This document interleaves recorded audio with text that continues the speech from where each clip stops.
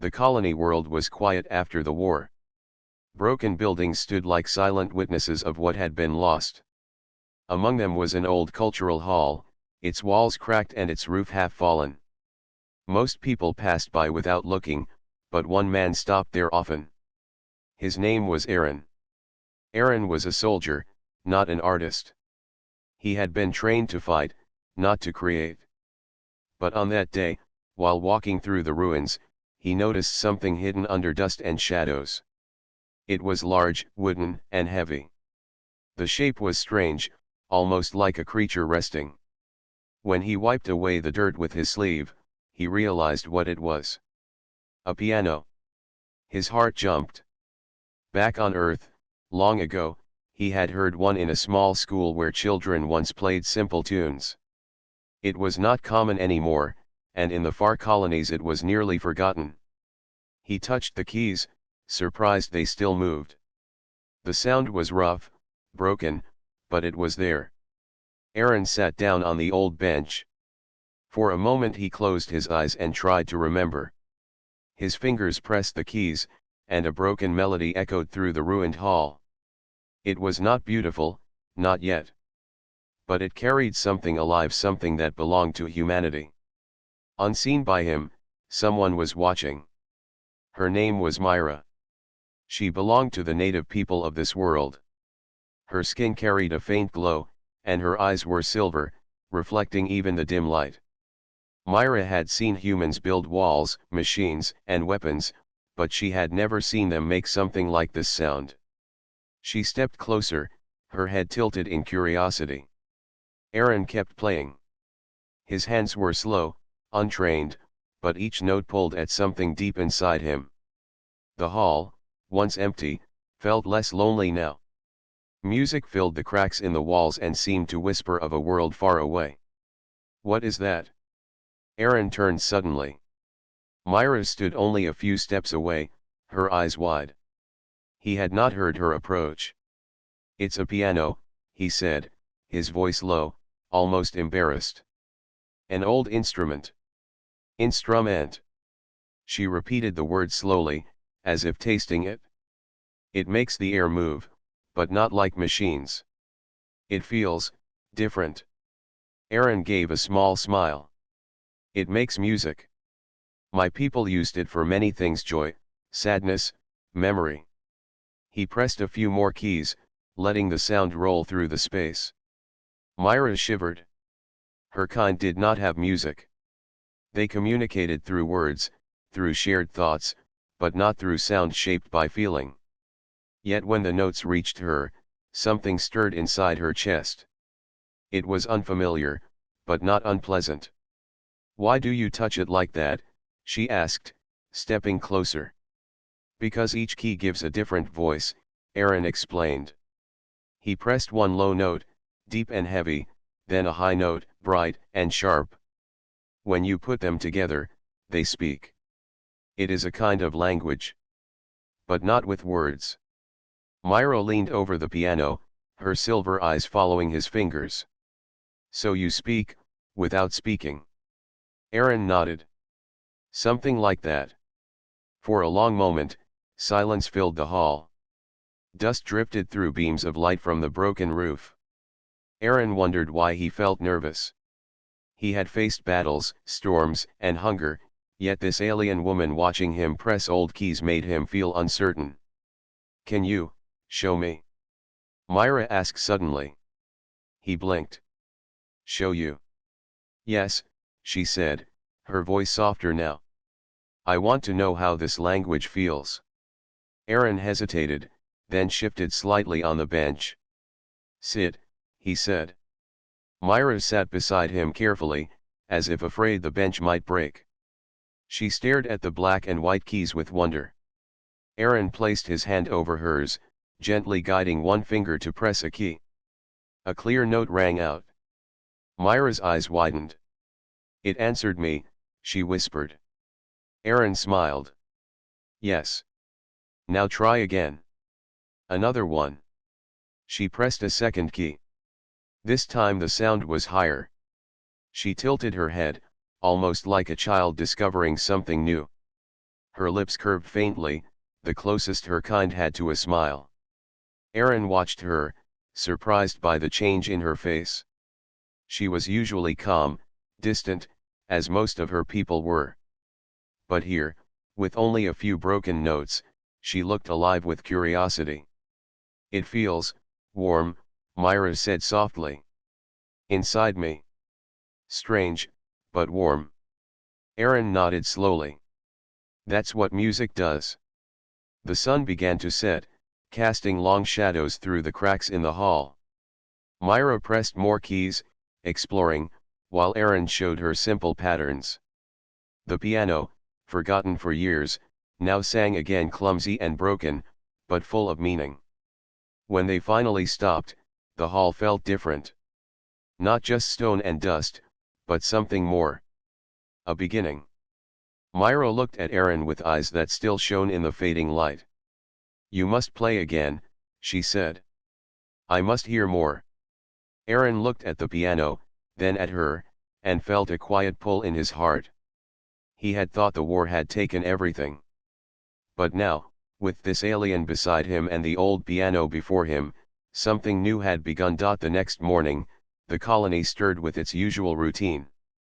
Workers repaired walls, children carried water, and soldiers like Aaron patrolled the broken streets. Yet his mind was not on duty. It kept drifting back to the old hall and the piano. More than that, it lingered on Myra's face when she had touched the keys. He had never seen such wonder in alien eyes. When his shift ended, Aaron returned to the hall. He expected silence, but instead, faint sounds echoed from inside, awkward, uneven notes. He stepped in and found Myra sitting on the bench, her long fingers pressing keys one by one. She looked up quickly when she noticed him. "It spoke again," she said softly. "I wanted to hear it." Aaron walked closer. "You came back alone?" "Yes," she said, tilting her head slightly, as if unsure why he asked. "I could not stop thinking about it. This piano. It is like a door." "A door?" Aaron asked, curious. "Yes," Myra replied. "When I touch it, something inside me moves. I do not have words for it. It feels like standing at the edge of something large, something waiting." Aaron sat beside her. The piano groaned under their weight but held. He placed his hands on the keys and played a slow, simple line. The melody was clumsy, but Myra leaned closer, her silver eyes fixed on his fingers. "Why does it change when you play?" she asked. "Because I put the sounds together," Aaron explained. "Like weaving threads into a cloth. One sound alone is just a thread, but when you join them, they make something greater." Myra pressed a key, then another, listening to how the notes joined. "So I can also weave." "Exactly," Aaron said with a faint smile. She tried again, but her rhythm was broken. Her fingers were too stiff, too careful. Aaron guided her hand lightly, showing her a simple pattern. Slowly, she followed, and the sound became smoother. For a moment, the ruined hall seemed alive again. When they stopped, Myra looked down at her hands. "I never thought sound could carry meaning. My people speak in words, in thoughts, but not like this. This is different. It goes deeper." Aaron nodded. "That's what humans use it for. Sometimes when we cannot say something, we play it." Her eyes lifted to him. "Then, what did you say yesterday? When you first played alone?" Aaron hesitated. The truth was simple but heavy. He had been saying he missed home. That he felt empty in this faraway world.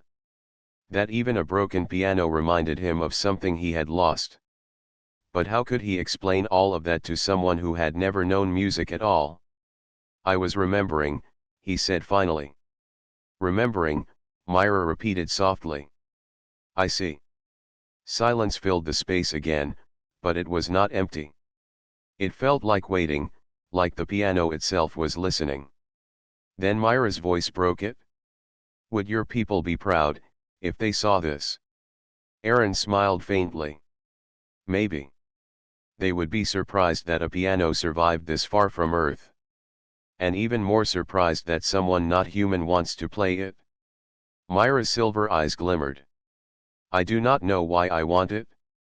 My people do not desire things this way. But when I hear it, I feel closer to something. Perhaps closer to you. Aaron's chest tightened at her words. He looked away, pretending to study the cracked wall. It's just music, he said quietly. Myra shook her head. No. It is more. Before he could answer, a shadow crossed the doorway. A young human boy peeked inside, drawn by the sound. When Aaron noticed him, the boy whispered, "What is that noise?" Aaron smiled gently. Music. The boy lingered, listening, before running off. Myra tilted her head again. He also felt it. I saw it in his eyes. Maybe, Aaron said. Music can touch anyone, even if they don't understand why. Myra stared at the piano again. She placed her hands carefully on the keys, pressing a soft line of notes.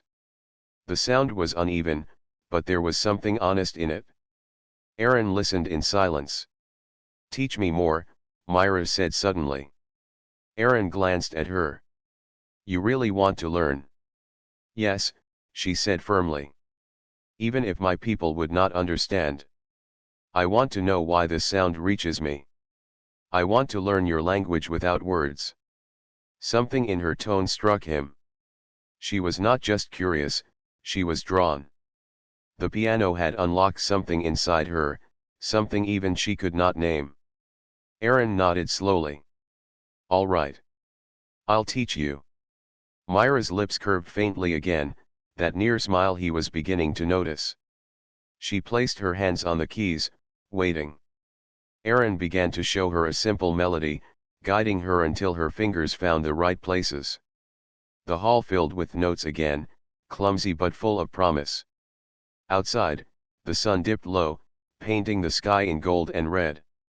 Inside, two figures leaned over an old piano, discovering together a language neither had spoken before. And in that fragile sound, something new was born, something both dangerous and beautiful. The days in the colony passed slowly, but for Aaron and Myra, time inside the broken hall felt different. Every evening, when work was finished and the sky turned pale with the light of two moons, they met at the piano. The instrument was still damaged, some keys stuck, and some strings broken, yet together they made it sing. At first the sounds were rough, like scattered stones, but little by little, they began to shape something more. Aaron showed Myra how to place her fingers, how to press softly or firmly, how to hold a note and let it fade. She listened with care, her silver eyes following every move. She was quick to learn, though her rhythm often stumbled. Still, she never gave up. Try this, Aaron said one evening, playing a line of notes with one hand. It is simple. Just follow my pattern. Myra nodded and pressed the keys after him. The sound was not perfect, but it was close. Aaron smiled. Better. Now again. They repeated the line until Myra's hands grew steady. For the first time, their sounds blended together, not clashing, but flowing. A strange warmth filled the ruined hall. Myra paused, her fingers resting on the keys. It feels as if we are speaking, but not with our mouths. Aaron nodded. Yes. That's what music does. It's like another kind of language. Her head tilted slightly. Then this is our shared tongue. Aaron looked at her, surprised by the words. He had not thought of it that way, but she was right. The piano had become a bridge between them, a place where silence turned into meaning. The next day, Myra arrived earlier than usual. Aaron found her already at the bench, trying the keys by herself. Her hands moved slowly but with growing confidence. When she noticed him, she said, "Listen." She pressed a short sequence, 3 notes rising, then falling. It was simple, yet it carried shape. "You made that?" Aaron asked. "Yes," Myra said softly. "I was waiting. I wanted to create a line that belonged to me." Aaron sat beside her. "Play it again." She did, and this time Aaron added his own line above hers. Together, the sounds grew richer, as if her voice and his answered one another.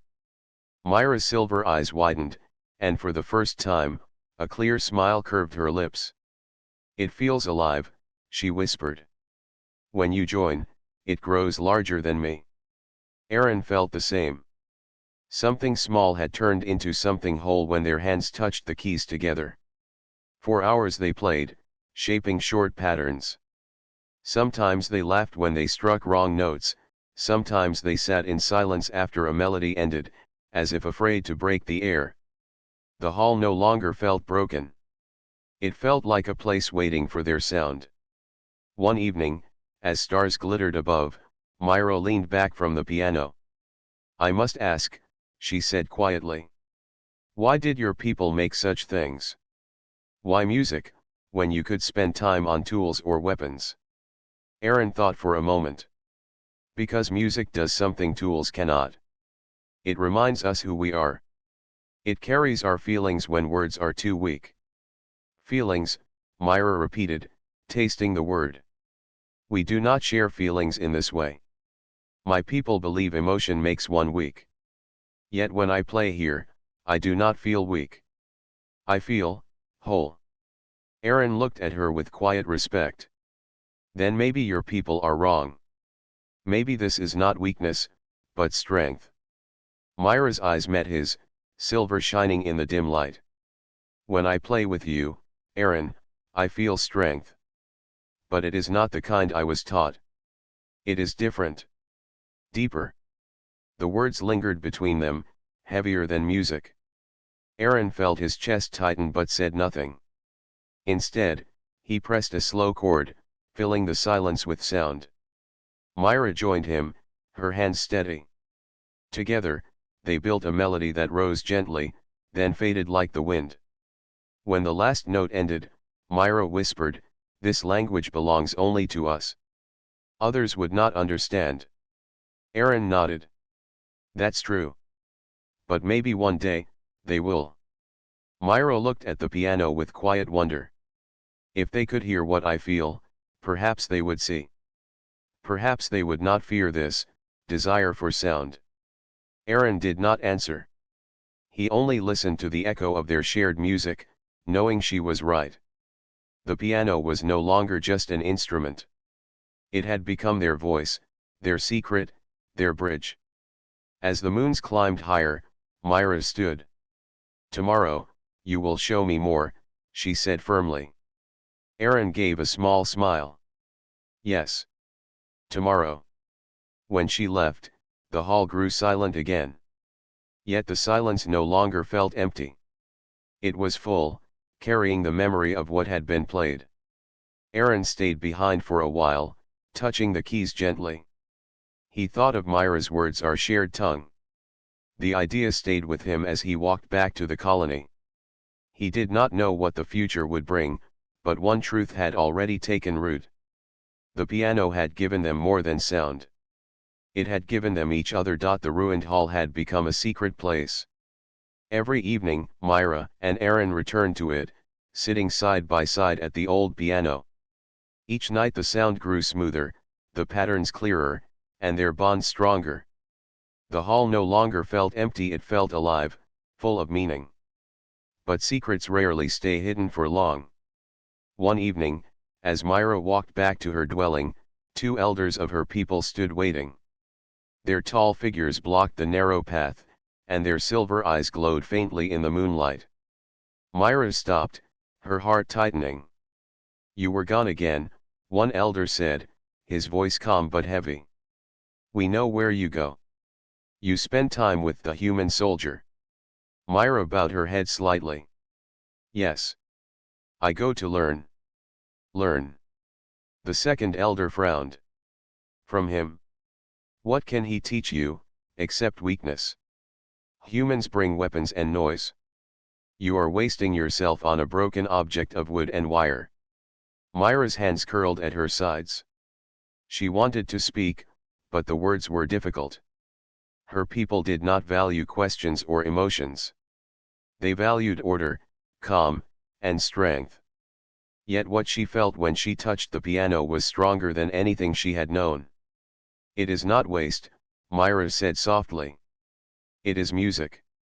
It shows me something beyond our ways. The first elder's eyes narrowed. Music. A human trick. Empty sound. It will distract you from duty.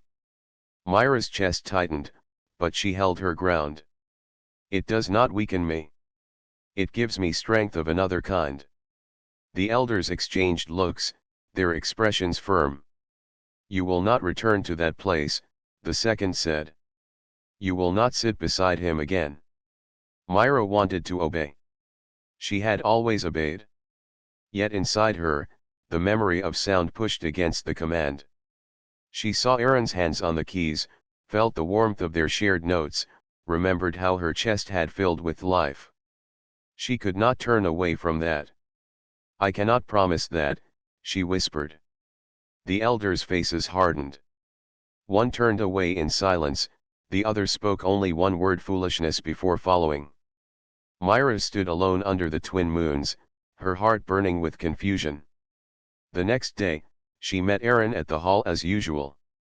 But her steps were heavier, and her eyes less bright. You look troubled, Aaron said when she sat beside him. The elders know, Myra replied. They told me to stop coming here. They say this music is weakness. Aaron sighed.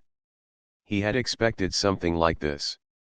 I don't want you in trouble because of me, he said. Maybe it's better if no, Myra interrupted firmly. I will not stop. Aaron blinked. He had never heard such sharpness in her voice. Myra placed her hands on the keys. When I play, I feel alive. I feel more than what my people allow. If that is weakness, then I choose it. Aaron watched her for a long moment, then nodded. All right. Then we keep going. They began to play, but this time the sound was heavier, filled with unspoken tension. Myra pressed the keys harder, as if pouring her defiance into the notes. Aaron followed her lead, his chords strong, supporting her. Together, they built a melody that rose higher than before, louder than before, as if daring the empty hall to silence them. When the final note faded, Myra's hands trembled slightly. She looked at Aaron. Do you see? It is not weakness. It is truth. Aaron nodded. I see it. And maybe one day, your people will see it too. Myra lowered her gaze. They will not. They fear what they cannot control. But I cannot turn away now. The piano is part of me. Aaron felt a strange pride rise in him. Myra, who once looked so calm and distant, now burned with something new. He realized it was not only the piano that changed her, it was the choice she was making to stand beside it, and beside him. The following night, when Myra entered the hall, she carried a small object wrapped in cloth. She placed it carefully on top of the piano before sitting down. What's that? Aaron asked. Myra unfolded the cloth, revealing a thin crystal that glowed faintly. It is from my dwelling. A memory stone. We keep them to hold knowledge, to pass to others. I want to give this one to you. Play, and I will keep the sound inside. Aaron hesitated. Are you sure? If your people find out, I do not care, Myra said softly. I want to remember. Even if they take everything else from me, I will have this. Aaron placed his hands on the keys. Slowly, he began to play a gentle melody. Myra pressed the stone against the piano, and the faint glow brightened, capturing the sound. Her eyes closed as she listened, her expression calm yet full of hidden fire.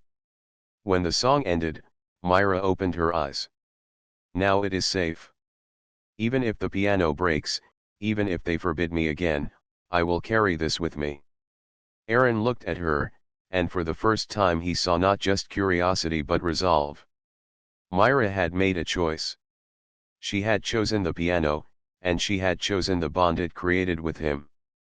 But deep inside, he also knew choices had costs. The elders would not forget her disobedience. The true conflict was only beginning. The old piano had survived storms, fire, and years of silence. Now, for the first time in decades, it was alive again. Aaron spent hours repairing it with scraps he found in the colony. He tightened weak strings, fixed broken wood with patches of metal, and cleaned the dust from the keys. It was far from perfect, but it could finally carry clearer sound. When Myra arrived that evening, her silver eyes lit up. "It looks new," she whispered, touching the polished surface with care. "Not new," Aaron said with a small smile. "But strong enough for what we need." They sat side by side. Aaron began with a simple melody, his fingers steady on the keys. Myra followed, pressing her own notes to weave with his. At first, their sounds clashed. She stumbled on timing, her notes too quick or too slow. But Aaron did not stop. He slowed down, giving her space to find the rhythm. "Listen to me," he said softly. "Not just the notes, but the space between them. Music lives in the pauses too." Myra closed her eyes and tried again. This time her fingers moved with more patience. The notes rose beside Aaron's, no longer clashing but flowing together. Slowly, their sounds grew into something more: two voices, separate but united. When the last chord faded, Myra opened her eyes. "That was different," she said. "It was a duet," Aaron explained. "Two players, one song." Myra's lips curved faintly, the closest to a smile he had seen. "Then I want more." They tried again, shaping another melody. This time, it was smoother. The hall filled with sound, echoing off cracked walls and broken beams. The ruined place seemed to breathe again, not with silence but with life. Unseen by them, others were listening. A group of children had followed the sound from outside, peeking through the broken doorway. Their eyes were wide as the music flowed. Slowly, a few colonists gathered too, curious about the strange notes. Even two of Myra's people stood at a distance, their silver eyes reflecting the faint light. Inside, Myra pressed a final chord and let it linger. Aaron joined with his own, and together the notes blended, rising and falling until the hall was filled with harmony. When the last sound faded, silence followed, thick, expectant. Then, from the doorway, one of the children clapped. Another joined, and soon the small group made soft applause. Myra looked up in surprise, her silver eyes wide. "They heard us," she whispered. Aaron turned, noticing the small crowd for the first time. His heart raced, but he gave a small nod to them. "It's all right," he said quietly. They were listening. Myra's chest rose and fell quickly. Her people did not share emotions openly, and now she had been caught sharing something beyond her culture's rules. For a moment, fear flickered in her eyes. But then the children clapped again, smiling. Myra looked at them, and slowly, her fear softened. "They felt it too," she said, almost to herself. Aaron leaned closer. "That's what music does. It reaches anyone, no matter who they are." The colonists drifted away after a while, murmuring to each other about the strange performance. The two figures from Myra's people left silently, their expressions unreadable. Inside the hall, Myra turned to Aaron. "They heard what we spoke. Our language without words, it touched them." Aaron nodded. "Yes. Even if they don't understand how, they felt it." Myra placed her hands back on the keys. "Then this is not only ours anymore. It has begun to spread." They played again that night, though this time both were aware that their sound had escaped the safety of the hall. Each note carried more weight, as if it might reach ears far beyond. After they finished, Myra sat in silence, her silver eyes reflecting the pale moonlight. When I played alone, it was only curiosity. When I played with you, it became strength. But tonight, when others listened, it became something greater. It became a bridge. Aaron looked at her with quiet pride. Then maybe this piano has more purpose than we thought. Myra nodded slowly. Yes. It is not just music. It is proof that different voices can create one song. For a moment, they both sat without speaking, only listening to the quiet echo of the piano. Then Aaron whispered, "Are you ready to try something harder tomorrow? A full piece, not just short lines." Myra's silver eyes shone. Yes. I want to learn. If this is a bridge, then I will walk it with you. The old hall stood silent again as they left, but it no longer felt abandoned. It carried the memory of their first duet, and the faint applause of those who had heard it. Outside, the colony night was calm. But somewhere in the distance, in the homes of Myra's people, quiet voices spoke of what they had witnessed. And not all voices carried kindness. The next day, Myra did not come to the hall. Aaron waited for hours, sitting beside the piano. He played small pieces to pass time, letting the echoes fill the empty space. But without her notes, the sound felt thin, incomplete. At last, as the sun began to set, he stood and walked outside, hoping to find her. He did not have to search long. Two of Myra's people appeared near the edge of the colony. Their silver armor gleamed in the fading light, and their faces were cold. One of them spoke firmly. "The council has given orders. Myra is not allowed to meet you again." Aaron's chest tightened. "Why?" "She crossed a line," the soldier said. "Her music was seen by others. She shared something that belongs only to our kind. It is forbidden." Aaron wanted to argue, but the soldier's tone was final. Without another word, they turned and walked away. That night, the hall was silent. The piano sat untouched, the air heavy with absence. Aaron tried to play alone, but each note felt empty. He could not stop thinking about Myra, her silver eyes, her careful hands on the keys, her voice when she said, "It became a bridge." Meanwhile, Myra sat inside her people's settlement, her hands bound by duty. The council had summoned her earlier. "You have shown weakness," one elder said. "You let strangers hear what should remain hidden." "It was not weakness," Myra replied quietly. "It was music. It brought them closer." The elder's eyes narrowed. "Closer to what? To us? Or to you?" Myra did not answer. Her silence was taken as guilt. "You will stay away from the human soldier," the elder declared. "If you disobey, there will be consequences." Myra lowered her head, but inside her heart burned. She remembered the duet, the way the children clapped, the way the hall felt alive. She could not erase it. She did not want to. For 2 days, she obeyed. She did not go near the hall, though her thoughts never left it. At night, when others slept, she pressed her fingers against the table, pretending it was a piano. She played silent songs only she could hear. On the third night, she could not bear it any longer. Quietly, she slipped away from the settlement and walked through the shadows until she reached the colony. Her steps carried both fear and hope. When she entered the hall, Aaron was there, sitting at the piano in silence. His eyes lifted when he saw her, and for a moment, neither spoke. "You came back," he whispered. "I could not stay away," Myra admitted.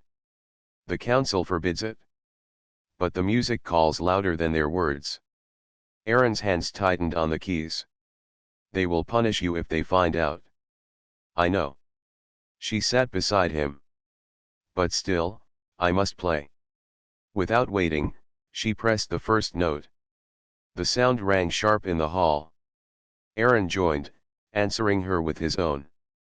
Their duet began again, soft at first, then growing stronger. Every chord was an act of defiance. Every pause carried unspoken truth.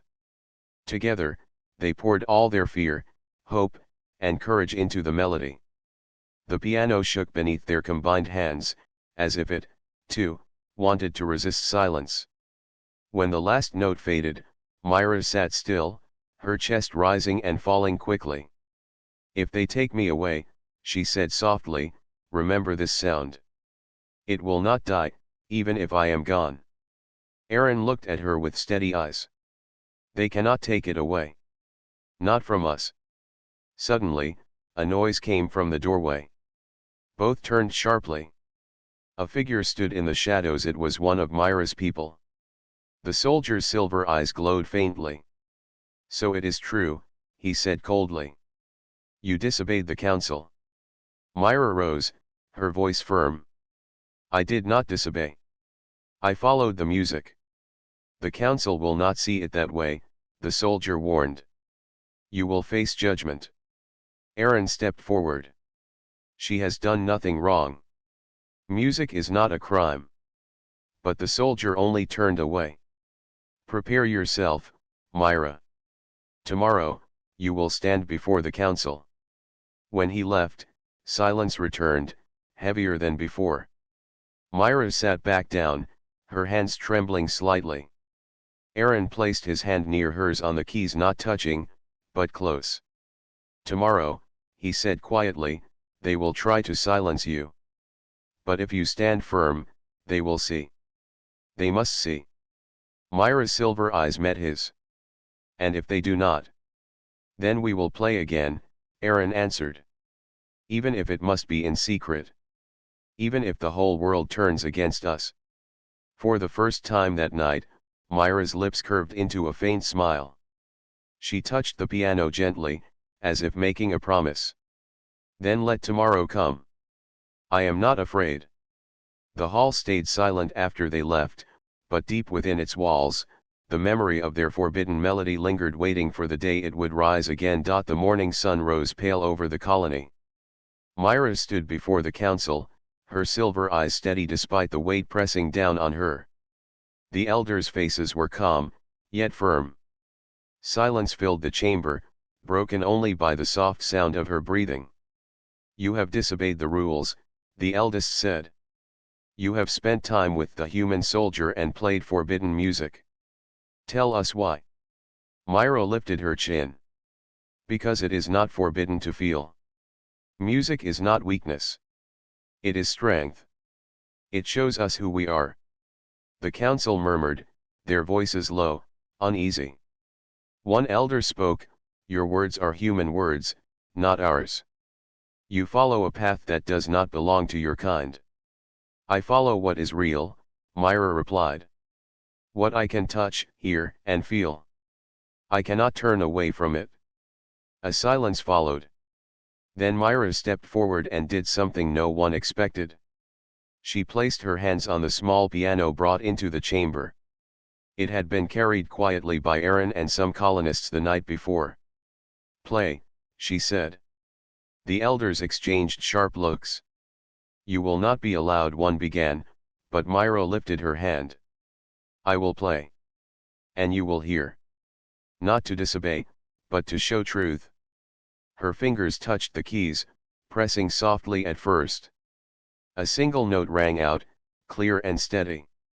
Aaron joined her, playing beside her, their hands moving together in perfect rhythm. The sound filled the chamber, rising gently, and yet carrying weight. The elders stiffened. Their usual calm did not break easily, yet the music did something they had not expected.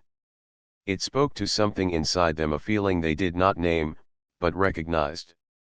Myra pressed more notes, creating a simple melody that grew into a duet. Aaron answered her, his chords supporting hers. Each note carried emotion, not only for them, but for all who listened. A silence followed the last chord, but it was full. It was as if the chamber itself had breathed. Myra looked up. The elders' faces were unreadable, Yet something had shifted. Their silver eyes were no longer hard, they shimmered faintly with understanding. One elder finally spoke. "It is beautiful." Myra's voice was soft but firm. "Music is not beauty alone. It is connection. It is strength. Even across worlds, even across species, it can reach hearts." The chamber remained quiet. Then another elder said, "We see now that it carries meaning. Perhaps we were wrong to forbid it. Perhaps it is, not weakness, but a gift." Myra exhaled slowly, relief filling her chest. "It is a gift for all of us, if we choose to accept it." Outside the chamber, Aaron and Myra stepped into the sunlight. The colony was quiet, but no longer tense. Somewhere, a child smiled, and the faint echo of the piano lingered in the air. "You were brave," Aaron said, his voice low. Myra smiled faintly. "Not brave. Only honest." He reached for her hand, and this time she did not hesitate.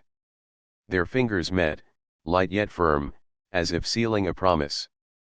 "Will they let us continue?" Aaron asked. Myra glanced at the hall in the distance. "Yes. And even if they do not, we will always have this." She gestured toward the piano, the instrument that had brought them together and changed the hearts of those who opposed it. Together, they returned to the hall. The keys felt alive under their fingers. They played again, not for judgment, not for approval, but because it was part of them. Each note carried hope, courage, and the bond they had built. From that day forward, the piano became a symbol. Not just for humans or Myra's people, but for everyone who believed in connection beyond fear, beyond rules, beyond differences. It showed that strength did not always come from power, but sometimes from something quieter: music, desire, and trust. As the sun set, Aaron and Myra played side by side. The ruined hall no longer felt empty. It was full of sound, full of life, full of promise. And in every note, the world could hear their hearts speaking together: one melody, two voices, and a desire that bridged two worlds. Even in silence, their music would remain, echoing through time. The piano had survived centuries of neglect. Now, it would carry the story of a human and an alien who dared to play, dared to connect, and dared to follow the music of their hearts. And that was the strongest melody of all.